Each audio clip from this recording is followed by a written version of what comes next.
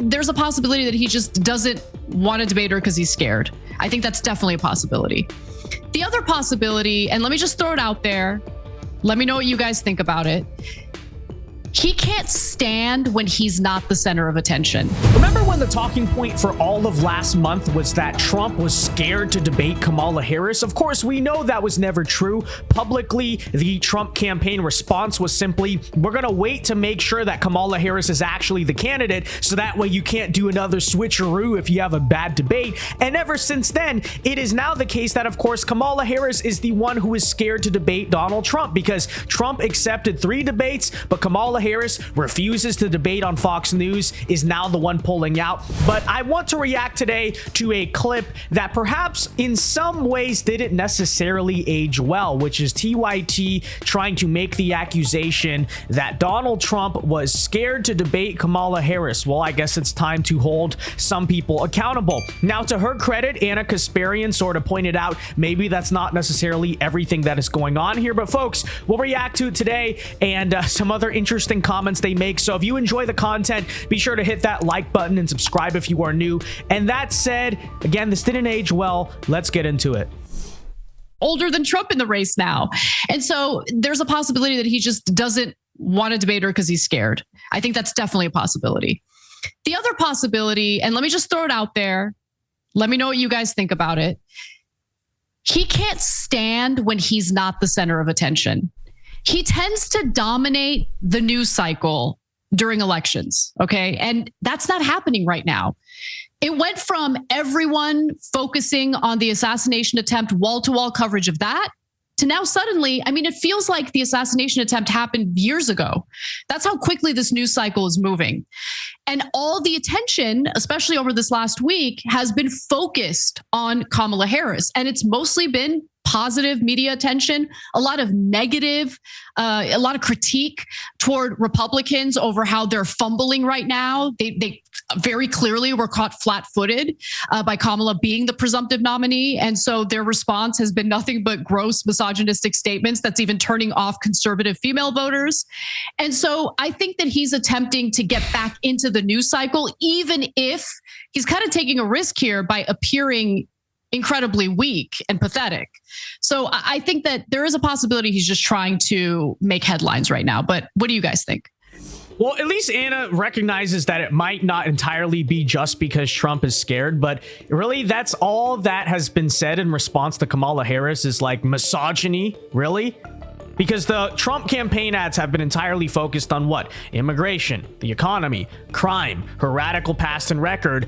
But apparently like a couple comments on Twitter of stupid things people are saying, like that's the defining part of the election. I don't really think that is true. And by the way, maybe there was a third possibility that Donald Trump would not entirely agree to a debate with Kamala, which was the stated reason that you still did not truly know who the candidate was going to be.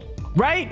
The moment that Joe Biden endorsed Kamala Harris, we did not have a guarantee still that she was gonna be the nominee. Something else could happen. Of course, you see that your party already went to all these lengths to switch out a candidate once. Who's to say until the roll call happened about a week ago that it couldn't happen again? Now it did, and Kamala Harris is officially the Democrat nominee. The DNC is basically just performative. Okay, fair enough, but still nonetheless, that is a completely valid reason. Why would you agree to a debate to someone who's not exactly officially the candidate yet? It doesn't make any sense, okay? I think both of those are true. I think, and that's a wonderful point, especially about the second point you make, because we already know Trump is afraid of anyone that's going to make him look bad. He understands that Joe Biden is not Kamala Harris, and he's not prepared to stand on stage with a prosecutor who is going to keep reminding the world that she prosecuted people like Trump all the time for rape, for extorting banks, etc. I also think that... Yeah, she, first of all, is known for great performances on the debate stage. That's why she got destroyed by Tulsi in 2020. But secondly, more importantly than that, she has a very radical, soft on crime record to point out as a prosecutor, and Trump's going to do that. So that'll fall apart pretty quickly. And honestly, I don't know how many people are going to find the tough girl act so appealing when her home state of California is a complete soft on crime disaster. And that in some ways is almost a defining stereotype of who progressives are. But okay. All right, let's see. He is absolutely pissed that he is not the center of attention right now. It's what's making him so angry right now. And I know that for a fact. That's why I think it's beautiful that you said in the beginning of the show that she must continue to take shots at him, because it's under his skin so much that it's going to continue to make him show up in manners where he just say things like, basically the Negro black president who didn't have a birth certificate does not like the Negro black woman running for president. So I mean, like, that's true, by the way. That's true. It's just going to get worse and worse. So I think needling at Donald Trump is way better than debating Donald Trump. So I'm glad he backed out of this election. It's bad for him, but it's great for what's going to happen to his ego behind that. Yeah, I like the possibility of outing Trump. Like, he just wants the attention back. He wants a news cycle about him. And this is a surefire way to do that and get some press coverage. But I think the longer he holds out, it will start to affect him in the polls. They're going to be able to hit him on it at the DNC next month. People are going to talk about it. He's already being framed as a coward. And that's where I'm leaning. I'm leaning more to the coward camp, because she can finish a sentence. We talked about this the other night, Cenk and I. People missed, I think, because Biden was so bad, Trump had a terrible debate too. He was rambling, He was nonsensical, but just by comparison, he looked good. That's why everyone thought he won. But when the bar is below ground, of course, anybody can look good. And on that point, it has been driving me nuts for the past few days. I'm so curious what you both make of this. All of these Dem Party loyalists who for months were insisting Joe Biden is the only person who can beat Donald Trump. How dare you suggest he drop out? And now all of a sudden, like, we see Trump doesn't want to debate somebody who can finish a sentence. You see, again, this video does not age well, does it? A shift in the polls. You see a wave of energy. And now all of these same people are thrusting themselves forward. I got it. I know who needs to be vice president. It's Pete Buttigieg or whatever centrist. It's like the same people who are making awful suggestions for VP and are acting like they know the way, when 2 weeks ago they're telling us that Biden was fine. Give me a break.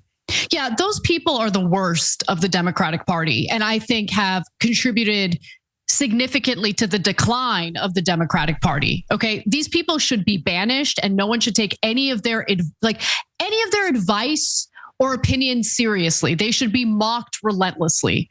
Okay, because remember what they did. Okay, it wasn't just that they were gaslighting the American people and Democratic voters by claiming after that horrendous debate that there's nothing wrong with Joe Biden. Dynamo behind the scenes. He's the only one who can beat Donald Trump. Like, anyone who pushed back against that because, they have eyes and ears and they saw what they saw during that debate was smeared as a Trump supporter. In fact, some of those people are watching the show right now. I don't know if they're members. This is members only. But yeah, are we Trump supporters for wanting the best possible candidate to run against Donald Trump? And by the way, look, I know that there wasn't an open convention, so I don't know if we have the best possible candidate. But what I do know is that Kamala Harris is a million times better at basically communicating a message. Yeah. And giving this impression that she's a strong and competent person who could lead the country. That debate was terrifying, okay? Because it wasn't just about the possibility of Donald Trump getting elected. It was also the fact that even if Biden was able to eke out a win, I'm sorry, I'm not comfortable with someone like that running the country for another 4 years. Keeping it real. That's not ageism. That's not ableism. That's called, hey, this is one of the most important jobs in the world. And to mock that job as if anyone can do it, including an 81-year-old who's very clearly experiencing mental decline, is insane to me. So, well, it is very interesting how the most hardcore Biden shills, whether it's Morning Joe, Harry Sisson, all these people, all of a sudden they got behind Kamala Harris like that. Like, no issue, right? No questioning, hey, why did you force Joe Biden out of the race? And Biden was even on TV essentially admitting that he got cooed out of office. No issue, right? So, I mean, Anna is right. In many ways, these people were dishonest shills, because you see what they're saying now about Kamala Harris. It is what it is, though. So, the amount of disdain I have in my heart for those people who smeared individuals like us as Trump supporters because we wanted someone more competitive to run against Donald Trump. No. They're the Trump supporters. Okay. They're the ones who could have potentially enabled a Trump victory. And I will say, just not to be the party loyalist here, I will say a couple things can be true. I definitely believe that some of those people were ringing the alarm in a false manner, right? Bull who cried wolf. But I would also say that we should be careful that folk like George Clooney, Nancy Pelosi, and the likes who are calling for Biden to drop out, don't think that, or don't believe that, even though they don't represent the party base, that they have an oversized influence over who is not our candidate for president. What I mean by that is George Clooney touted that he raised $27 million and that he has the right to say what he said. I hear that, but it also sounds like, from someone who was as left as I am, it sounds like if it was on the other side, a lobbyist saying to an elected official, you need to do this or we're going to stop giving you money. And I think that, to me, was part of my frustration, not with keeping Biden on the ticket, with this Russian roulette we played with who's going to be the candidate. I also want to say that it also, for people of color, people who live on the margins, my problem with this idea of replacement was that it was not including anybody that represented the party's base. I think the exclusion of the CBC having a say in what's going to happen when they are the largest caucus in the Democratic elected officials at the House level, and seeing people like Nancy Pelosi, who is 3 years older than Joe Biden, which means Joe Biden would have been 1 year older than her at the end of his next term, say that he needs to go and she's still holding on to office, just didn't sit well with my soul. And I think that was my problem with it. I definitely don't think that Joe Biden or even Kamala Harris are the only two people that can beat Donald Trump. I think what the voters were saying was a effing cardboard box could beat Donald Trump, as long as they were not Donald Trump. So I hear both things, but I also want to point out the fact that the money coming out first, the arrogance in George Clooney deciding, because of his $26 million from him and his friends, gave him the right to determine who our nominee was, sat uncomfortably in my soul. So that's an interesting take from this Democrat here on the screen. Apparently, the replacement of Joe Biden with Kamala Harris, the problem with it was that it was racist. Right? It was racist because a bunch of white people behind the scenes were pulling the strings. Wealthy, rich white people, instead of the Democrat base, were making the decision, which is kind of strange. I think he's leaving out the fact that Barack Obama himself had a pretty huge say in that. I don't really think that was why he was pushed out. But nonetheless, you know what? I say Democrats, run with this, right? The far left progressives, run with this, okay? Because it's so true. Yeah, it is true. 100%. Totally, right?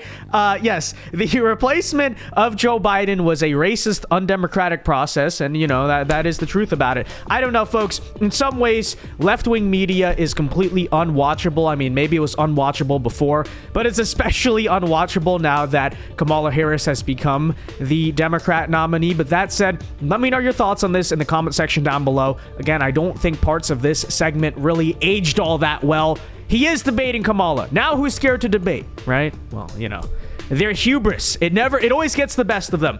Donald Trump won't immediately agree to a debate, so he's scared he's not going to debate. Oh, wait, 2 weeks later he does, and now Kamala Harris is ducking debates? Okay. And then that's an interesting take. It's racist. It's racist that they replaced Joe Biden with Kamala. I don't know. Let me know. Be sure to leave a like on the video. Subscribe to the channel if you are new. Follow me on X and social media. And until next time, God bless and peace.